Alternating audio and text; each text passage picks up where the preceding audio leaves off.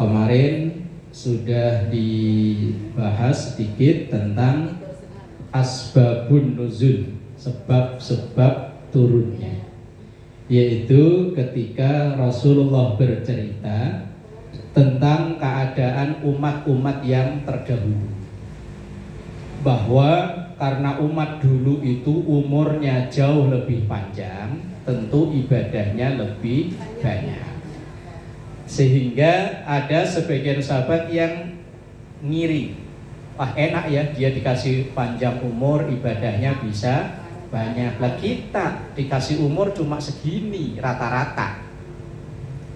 Memang umat Rasulullah itu dalam hadis kan umru ummati baina sittin wa sab'in. Umur umatku itu ya enggak jauh-jauh berkisar antara sittin 60, sab'in 70, 80 jarang-jarang, 90 apalagi, 100 wah langka ya ada, cuman langka. Mungkin ada yang 100 lebih, saya yakin ada, cuma langka. Kalau mengikuti Rasulullah cuma 63. Saya yakin yang hadir di sini yang 63 lebih udah banyak ya. Oh banyak, alhamdulillah. Bonus. Kalau ditawarin sih nggak ada yang mau. Apa ada yang mau? Nggak ada kan? Padahal kan pertanyaan mungkar nakir udah pada apal ya. Lah iya, kan ujian yang nanti pengawasnya mungkar nakir itu kan dikasih bocoran udah sama guru-guru kita dari zaman kita kecil kan. Udah dikasih bocoran bahwa jawabannya itu raditu billahi robba wa bil islami dinah. Ya cuman itu loh. Cuman kan pertanyaannya nanti ketika ketemu mungkar nakir itu ndredeg apa enggak? Ndredeg di bahasa Indonesia aja apa? Gemeter. Wong kita yang ngadepi ini kan tetangga sendiri ya. Ini kan rata-rata tetangga, ya temen, wis biasa tiap hari bercanda. Itu aja kadang bisa gemeter kalau suruh megangin ini loh.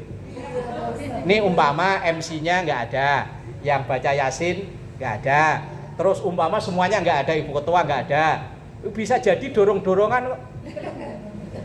Bu Haji aja yang udah pernah ke Mekah, kata Bu Haji, lu aja yang bininya RT. Ini loh, megangin ini loh. Ini padahal di depan temen sendiri loh ya. Ya kalau ngomong biasa ya walah wes. Lah tau megangin ini bisa begini kayak. Assalamualaikum. Orang di depannya bisa lupa namanya. Padahal tetangga setiap hari ngumpul. Apalagi nanti ketemu yang kita belum pernah ngebayangin wajahnya kayak apa ya. Khawatirnya yang punya penyakit. Oh, bukan, kalau jantung udah mati kok. Latah. Begitu malaikat mungkar nakir, umpama wong saya juga nggak pernah tahu wajahnya kayak apa, wong saya baca cari juga nggak pernah ketemu gambaran wajahnya. Umpama begitu datang wajahnya nyeremin, suaranya kayak geledek, langsung nanya marrab buka. Lah yang latah langsung iya, kalau yang disebut langsung raditu billahi robba wa bil islami dinah, lolos. Lah kalau yang disebut punya orang, makanya mohon maaf nih yang selalu seandainya ada yang latahnya rubah jadi raditu billahi robba wa bil islami dinah wa bi muhammadin nabiyya. Dalam rangka siapa tahu nanti ketemu mungkar nakir kok latah, jawab latahnya udah menjadi jawaban. Biar sambil gini yo. Raditu billahi robba wa bil islami dinah. Wes lolos. Num kanaumatil arus, tidurlah seperti tidurnya pengantin baru sambil nunggu datangnya kiamat. Ya. Lah ketika Rasulullah bercerita tentang umat dulu yang panjang umur itu tadi, sahabat pada ngiri, wah enak ya dikasih panjang umur, bisa ibadahnya banyak, kita umur cuma segini. Lah kemudian Rasulullah belum sempat jawab, langsung turun ayat inna anzalnahu fi lailatil Lah yang jadi inti jawabannya itu Lailatul Qadri khairum min alfi syahr, bahwa ada satu malam yang satu malam itu lebih istimewa daripada 1000 bulan. 1000 bulan itu kalau dikonversi jadi berapa tahun? Sekitar 80-an kayaknya ya, kurang lebih. Umpama 80 ya, umpama dalam setahun kita bisa ketemu Lailatul Qadar, maka setahun sama saja perbandingannya dengan 80 tahun. Kalau ketemu 10 kali berarti kan 800 tahun ya. Kalau ketemu 10 kali, wong dalam keterangan hadis banyak disampaikan Lailatul Qadar itu datangnya 10 hari terakhir di bulan Ramadan. Lah 10 hari terakhir di bulan Ramadan kita udah mulai lemes. Pikirannya udah macam-macam, masanya udah ada yang mikirin bikin nastar. Ada yang mikirin baju lebaran, ada yang mikirin mau mudik, ada yang mikirin nuker duit recehan baru. Aduh, liar. Jadi kadang Ramadan itu asal udah tanggal 20 ke atas itu hawanya abot. Nah, itu sebab turunnya surah Al-Qadr itu tadi.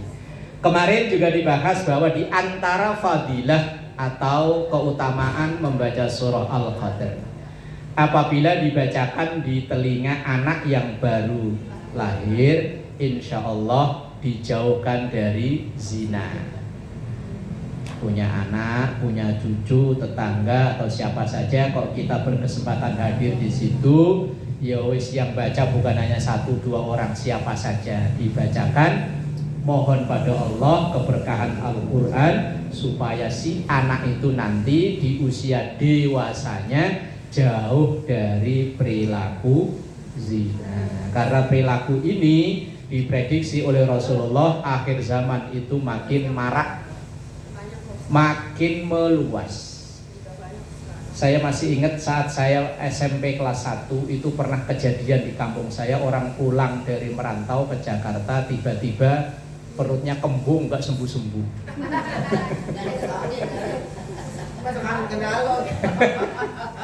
Lah itu pun malunya kayaknya sekampung itu ikut nahan malu. Lah sekarang banyak kasus pemilu. Tahu pemilu, Bu? Tahu. Apa?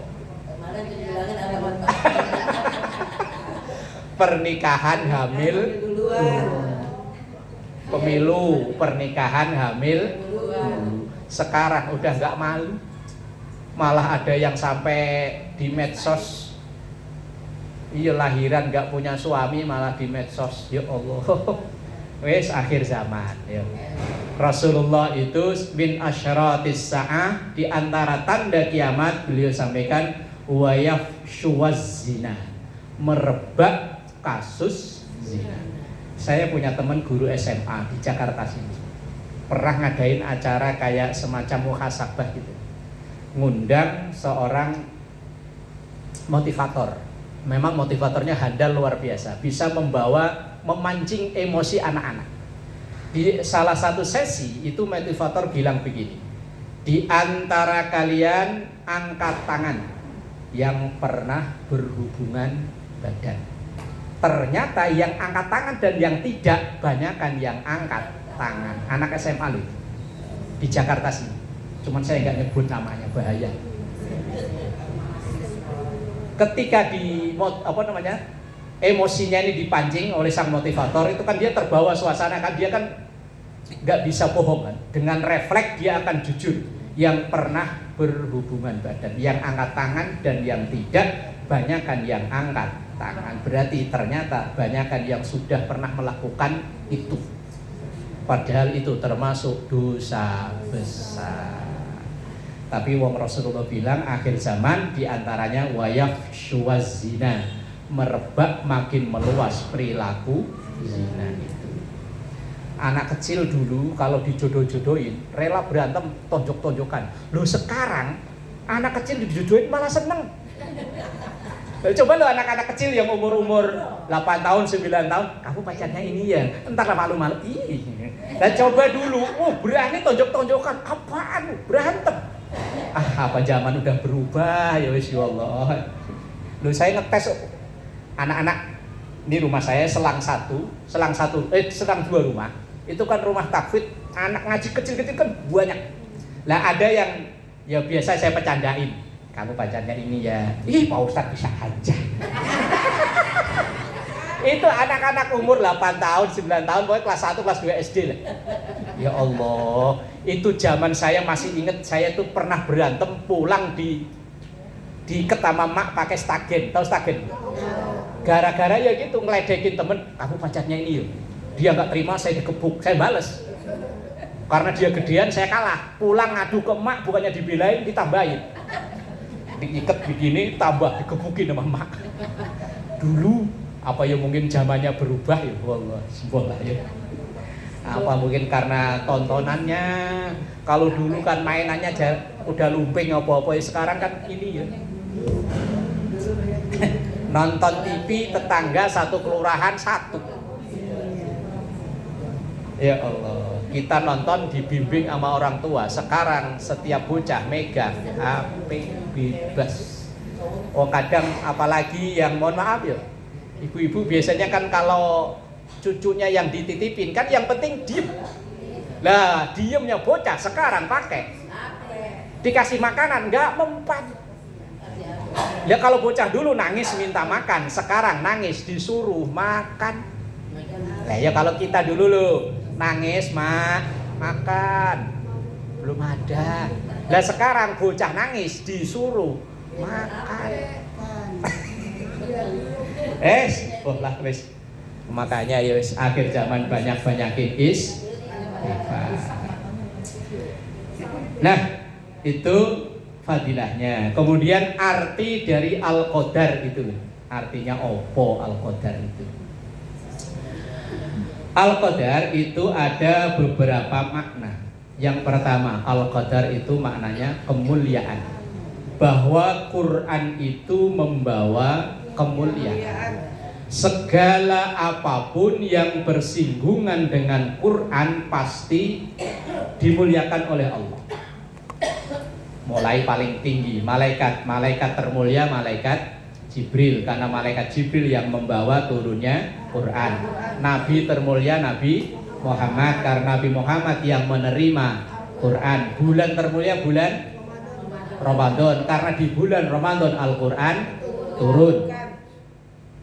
Terus umat yang termulia, umat Nabi Muhammad, karena umat Nabi Muhammad yang menerima dan segala sesuatunya dengan Quran. Bahkan sampai kertas ini, Ini kertas, orang gak berani sembarangan. Kalau kertas ini tertulis ayat-ayat, bawahnya juga hati-hati ya. Kalaupun sobek ya diamankan. Ini sama-sama kertas loh ya. Tapi kalau ditulisi ayat-ayat Quran, ini kertas berubah. Makanya sama-sama kertas, itu tergantung tulisan yang ada di situ. Itu kertas kalau dicetak agak kecil ya selebar HP inilah. Kok ada gambarnya 2 orang pakai peci, terus dikasih background warna merah, dikasih angka 1, nolnya jejer 5. Jadi apa? 100.000 ya. Itu jatuh ke jalan orang yang pada rebutan, padahal kertas ya. Lebih mahal lagi kalau kertas ya seukuran ini yang sinilah, agak lebaran dikit. Atas ada tulisannya sertifikat tanah. Harganya berapa ya? Bisa miliaran ya. Yang ngurus di belakang sini loh. Di sini apa sebelah mana sih? Di sana ya. Iya. Padahal apa itu? Kertas ya. Kalau kita bikin sendiri harganya berapa sih? Lah iya kalau kita bikin sendiri ke tukang sablon harganya paling berapa sih? Loh kok sampai beli yang itu loh yang harganya sampai miliaran. Ada yang mahal lagi sampai di medsos itu rebut ijazah. Sampai sekarang masih ribut aja. Yo gara-gara kertas yang ada tulisannya ijazah. Makanya sama-sama kertas, tergantung tulisan yang ada di kertas itu. Lah kalau tulisan itu kok di kertas itu tulisannya angka-angka, terus ada gambar monyet, gambar kambing, gambar itu. Apa Bu kok senyum? Oh itu walaupun kertas dihukumi haram. Togel. Sekarang udah gak ada ya. Saya dulu tuh sering lihat tukang becak asal pada nunggu penumpang itu pada bikin rumus matematika. Saya liatin apa bang? Togel Pak Ustaz. Oh ya. Kertas. Nah itu pelajarannya orang ya begitu.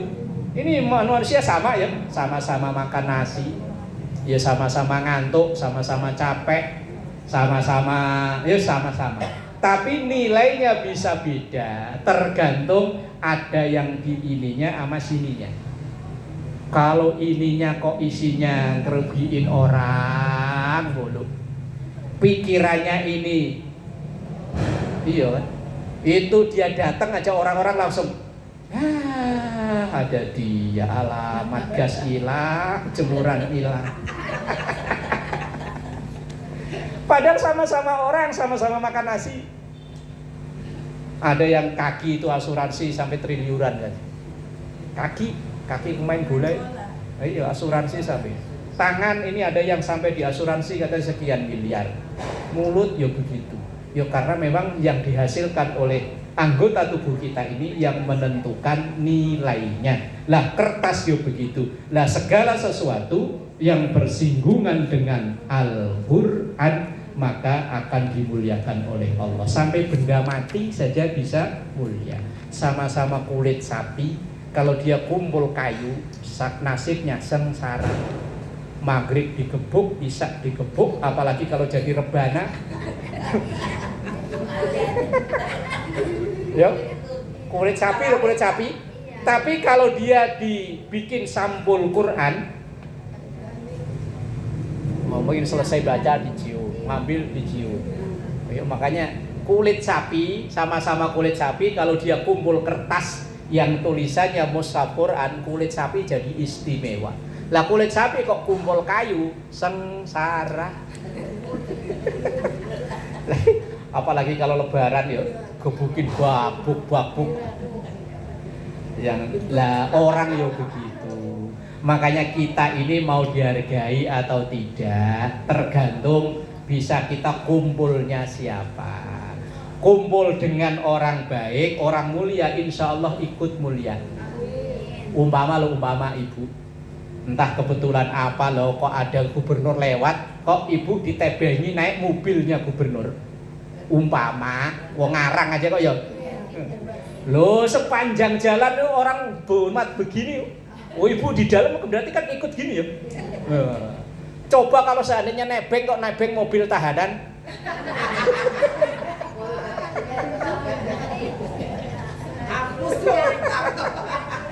Lah iya. Makanya ada satu hadis bunyinya almar'u ala dini khalilihi. Seseorang itu dalam beragamanya, dalam perilakunya dipengaruhi siapa temennya. Kalau ada teroris ketangkep, itu yang diselidiki kan temen-temennya ya. Ini temennya ini, akhirnya akan ketemu gembongnya siapa.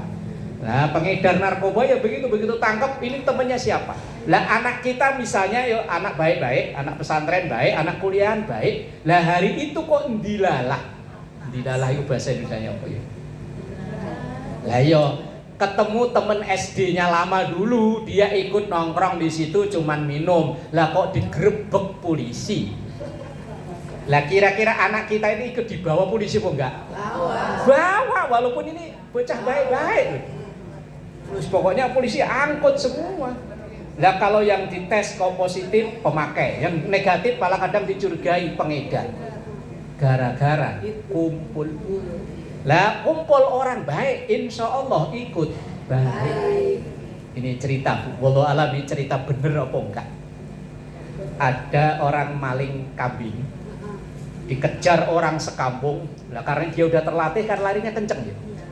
Begitu ada rame-rame dia belok. Belok ada rame-rame, ternyata di situ orang lagi tahlilan.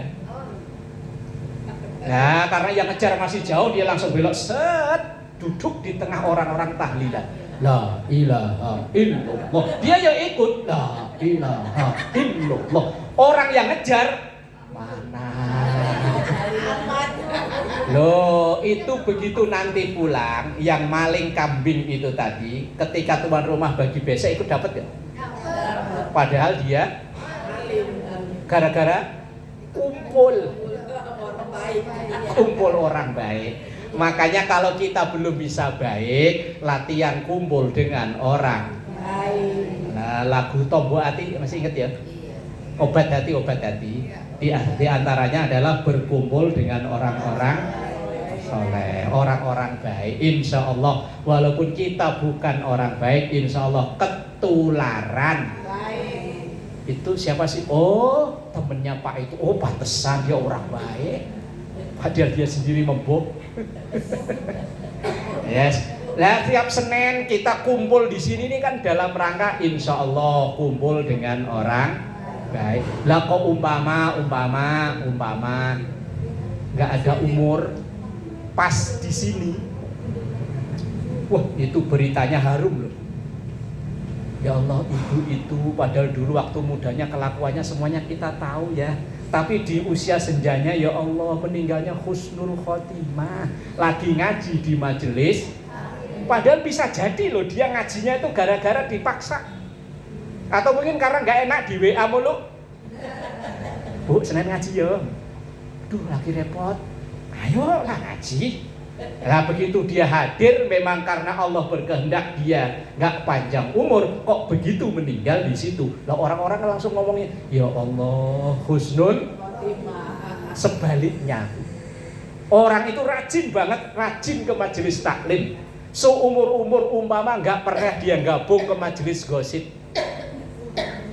Lah kok pulang ngaji indilah ketemu, oh sini ada rujak, ada es teh di sini.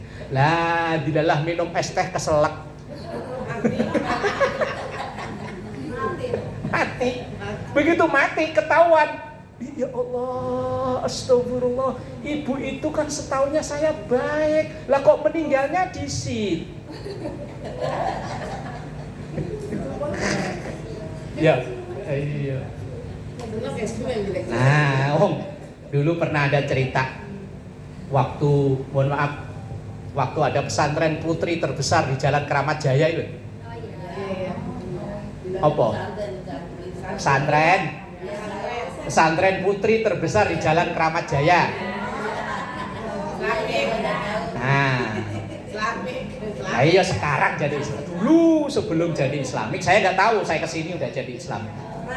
Nah, ceritanya ini ada tetangga, dia itu orang baik. Dia itu kerja ngojek di terminal yang pakai motor kuning-kuning gitu. Nah, wong dulu kadang pulang kampung motor itu ditaikin sampai ke kampung. Kebetulan dia nganterin penumpang ke sono. Lah begitu pas habis nganterin dia keluar, kan sendirian kan? Ketemu tetangganya sekampung. Loh Mas, kok mainanmu di sini? Padahal dia di kampung itu kalau pulang kampung sering imami traweh, ya kadang imami maghrib isya kalau imam musolanya nggak ada. Tetapi begitu gosip itu menyebar, hancur nama baiknya. Gara-gara awalnya dia baik, ngojek, nganterin penumpang ke situ, begitu keluar ketemu tetangga. Loh Mas, ternyata mainannya kok di sini. Ya Allah, ya ngeri ya. Lah al-qadar itu artinya kemuliaan. Segala sesuatu yang berkenaan dengan Quran maka akan mulia. Benda mati aja bisa jadi mulia, apalagi kita manusia. Nah kalau kita belum bisa, ya wis sebisa-bisanya. Kalau nggak bisa tadarus dari Al-Baqarah, Ali Imran sampai An-Nas, ya wis kulhu aja kulhu. Lah gimana lagi? Wong dulu waktu mudanya nggak pernah ngaji, ya. Begitu usia udah nggak muda, mau belajar ngaji, lisan ini kadung kaku. Suruh baca alhamdu itu susah. Bisanya alkamdu ya wes. Wes gimana lagi? Ya, kalau apalagi orang daerah kampung saya, mertua saya sono. Rabbil ngalamin subhana rabbika rabbil izzati amma yasifun wa salamun alal mursalin. Jadi suruh susah. Lah kalau kayak begitu ya wes, wong fattaqullaha mastata'tum. Jalani ketaatan sesuai dengan kemampuan. Bisanya nga ya wis nga. Bisanya alkamdu wis rapopo. Lah kecuali anak yang masih apa namanya? Lisannya itu masih bisa dipoles, masih bisa diproses, jadi proses. Lah kalau udah tua, wis angel. Sama kayak orang Sunda dipaksa suruh ngomong TV, tetap TV.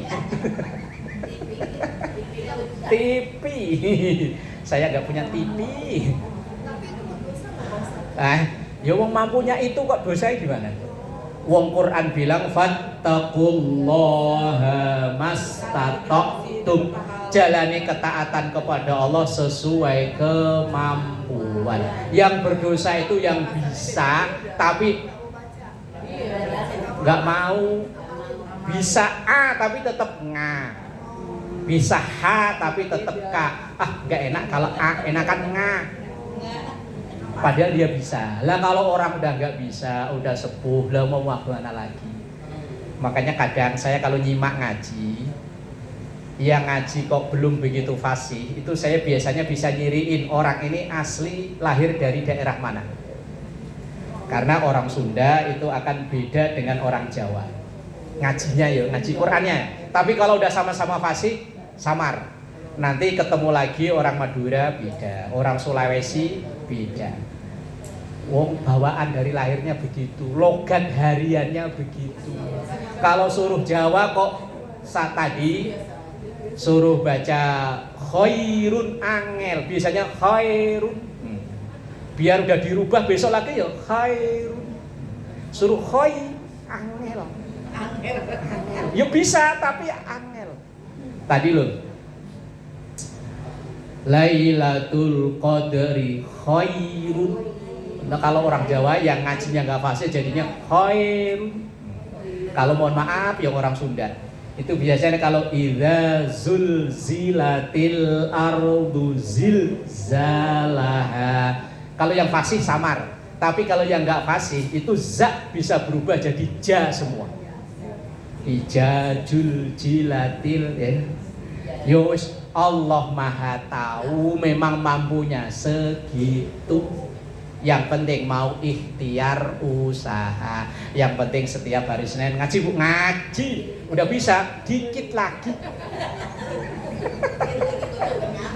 Dikit lagi, tinggal ujungnya doang, dikit lagi. Itu namanya optimis. Kalau orang pesimis ngaji bu, males lah yang kemarin aja gak bisa-bisa, itu pesimis namanya. Pokoknya optimis bisa, dikit lagi. Loh, para motivator itu kalau mau motivasi kan begitu ya. Bisa kan gitu ya. Biar memotivasi diri ini supaya bisa. Nah, kalau nggak bisa beneran. Sampai akhir kiamat kurang 2 jam tetap nggak bisa. Tapi kalau motivasi dari bisa. Insya Allah bisa. Itu Al-Qadar. Kemudian yang kedua, makna Al-Qadar itu ketentuan. Maksudnya apa ketentuan? Ada satu keterangan bahwa yang kita jalani setahun yang akan datang dari Lailatul Qadar ketemu Lailatul Qadar lagi itu ditentukan di malam itu, bahwa si ini nanti akan meninggal tanggal sekian bulan sekian di sini, dicatat di situ. Makanya di akhir-akhir Ramadan kita minta pada Allah banyak-banyak, mohon pada Allah panjang umur. Siapa tahu pas lagi malam Lailatul Qadar. Makanya Lailatul Qadar itu dirahasiakan supaya kita bersemangat nyarinya. Kayak orang doorpress itu. Doorpress apa yang dikasih tahu duluan? Enggak kan? Doorpress mobil. Itu mobilnya satu yang berpeluang untuk mendapat banyak. Nggak dikasih tahu supaya kita semangat nungguin. Kalau kita udah dikasih tahu, kamu nggak dapat, yo nggak mau nungguin yo. Ngapain tungguin udah nggak dapat. Nah, lah kita masih harapan bisa ketemu, maka semangatnya nungguin. Harapannya ketemu Lailatul Qadar. Lah masalah dapat enggak itu Allah yang menentukan. Tapi sebetulnya ciri khasnya itu gampang kok. Asal umpama kemarin-kemarin itu kita jalani kebaikan itu agak berat. Bangun sahur itu hawanya berat. Mulut itu remnya itu abot. Asal ketemu temen CS itu kayaknya itu gosip terbaru ada aja. Lah begitu umpama malam 21 Ramadan, besoknya kok bangun sahur, kemudian tahajud, macam-macam kok hawanya semangat. Itu pertanda. Biasanya baca Quran itu baru dapat selembar, 2 lembar, kacamatanya dibuka, dikucek-kucek, dipakai makin beruet. Lah itu kok hawanya kok masih semangat. Itu tanda. Bukan kok Lailatul Qadar itu dapat langsung ada sinar cahaya kayak di film-film gitu. Langsung masuk ke dalam tubuh, langsung orangnya gemeter. Wah, itu mah film Kian Santang. Itu mah film Prabu Kian Santang itu mah. Dapat ilmu dari cahaya, langsung orangnya gemeter, keluar kayak wah, yo enggak begitu. Lailatul Qadar itu ketentuan yang kalau tadi kan kemuliaan diartikan kemuliaan, kalau sekarang diartikan ketentuan bahwa sesuatu yang akan kita jalani dari Ramadan ini sampai Ramadan berikutnya itu ditentukan malam itu. Makanya qadha qadar. Qadar itu artinya ketentuan. Memang di hadis ada dalam kitab Arba'in Nawawi, ketika roh kita ini ditiupkan ke rahim ibu usia 4 bulan kandungan, itu kan udah dicatat 4 hal dicatat itu. Nah, setiap tahun itu catatan diperbarui, yaitu setiap Lailatul Qadar itu lagi. Jadi udah ada catatan ketentuannya. Jadi Israel itu tinggal buka buku besar. Berarti hari ini jadwalnya kemana nih? Ke Ar-Rahmah apa kemana? Itu udah ada tinggal Ar-Rahmah 2 orang hari ini. Tinggal buka buku besar. Dan Israel itu kalau buka nggak lihat akte lahir, nggak lihat. Ya kalau lihat akte lahir ini yang paling tua didahulukan, yang muda belakangan. Enggak. Wes pokoknya asal udah ada catatannya, hari itu, tanggal itu, bulan itu diambil, ambil. Enggak peduli dia mau seger buger.